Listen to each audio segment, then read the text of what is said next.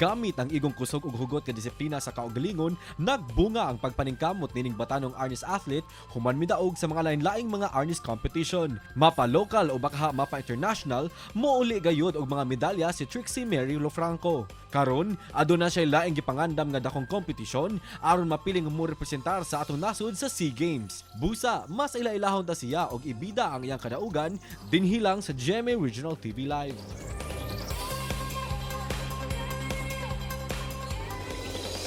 Kapuso karong buntaga atong ilahon kining batanon nga atleta sa Arnis. Usal mo to siya sa competition sa umaabot. Makauban nato sa programa Trixie Mary Lofranco. Mayong buntag ug maupay na agad Trixie ug welcome din sa atong programa ang GMA Regional TV Live. Pakigit una sa atong mga kapuso nga nagtan-aw. Hello po, ako po si Trixie. Maayong buntag sa tanan, kapuso. It's nice to have you sa programa Trixie ug una sa tanan. Congratulations for winning duha ka gold medals sa Arnis. Can you share to us your success story aning sport, Trixie? So, baging 2 gold medals po.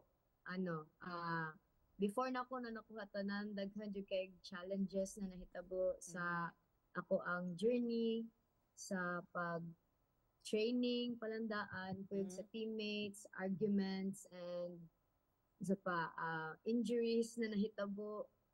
So, lisod-lisod gid siya. Una na ko nakuha nga ako ang goal na ang kaning duha ka gold medals na ako nakuha ron sa PICAF qualifying regional tournament.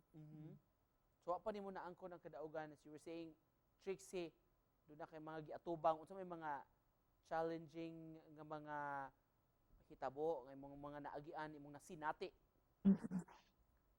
One, sir, the pressure sa kaning mga expectations sa akong friends, sa family, sa mga coaches, sa ako expect gid sila like taas gid kay sila expectations sa ako Alang kang kinsa man imong gihalad ning imong kadaugan, Trixie?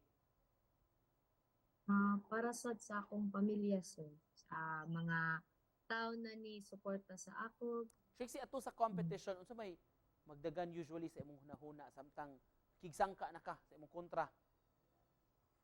One, sir, sa kung unsay buhaton nako, plano nako sa duwa, and unsa pa ang kaning mga what ifs na mahuna-huna nako ana. Daghan kay mahuna-hunaan na to the point na mag-create pug akong kaugalingong another plan. Trixie, hisgutan na to ang imong love for the sport. Kinsa may naka-impluwensya nimo sa Arnis ug nganong kini man imong napili nga paugnat sa kusog? Naka-influence din ako ani kay akong sister, si Ate Rona Jen Cañete Lofranco Cañete.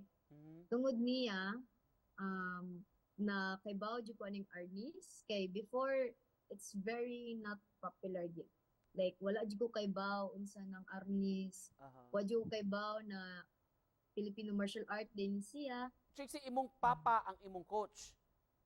Yes, sir. Coach na ko siya sa Cebu City. How is it like having your father as a coach? Kanang unsay pamaagi ninyo kung mag-train, murag lax ba tungod kay papa nimo siya or stricto or depende unsa may pamaagi sa imong papa pag train nimo? Stricto gid kaayo, sir. Samot na kay papa na ko siya, then grabe jud kayo ang critic sa akong performance, stricto sa diet, stricto sa training, tanan. Strict jud kayo akong papa noon. Muna, taas man sa gid kay siya expectation para sa among grupo. And also, he wants us to be on top. So, muna, naningkamot sa gid sa akong papa para maabot yun sa taas. Ug isip pa na pos, Trixie, unsa may mensahe nimo sa paglaom sa atong mga kapuso nga nagtan-aw karon? Sa ako lang, if kung ganahan mo pursue og Arnis food, kuan lang gid ang ako maingon is like love the sport, love the martial art itself para pod na ma-spread pod sa atoa na ang kaning Arnis is para gini sa mga Pinoy. Magpasalamat big dako sa pag-uban nimo kanamo karong buntaga o good luck sa imo about ng mga endeavors nimo Trixie sa mga events kay imo pang salmutan. Trixie Lofranco, mga kapuso, daghan kayong salamat. Thank you po.